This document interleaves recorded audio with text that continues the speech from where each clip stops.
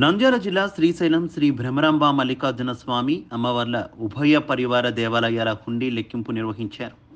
ఆలయంలోని అక్క మహాదేవి అలంకార మండపంలో హుండీ లెక్కింపు నిర్వహించగా ఈ లెక్కింపు ద్వారా శ్రీశైలం మల్లన్న దేవస్థానానికి 5,62,30,472 రూపాయల నగదు రాబడి లభించగా ఈ ఆదాయాన్ని గత 49 రోజులలో శ్రీ స్వామి అమ్మవార్లకు భక్తులు నగదు రూపంలో సమర్పించినట్టు ఆలయ డిప్యూటీ ఎగ్జిక్యూటివ్ ఆఫీసర్ రమణమ్మ తెలిపారు.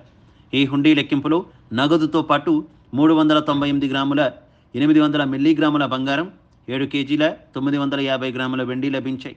పైవాటితో పాటు ఈ హుండీ లెక్కింపులో పలు రకాల విదేశీ కరెన్సీ కూడా లెక్కించారు.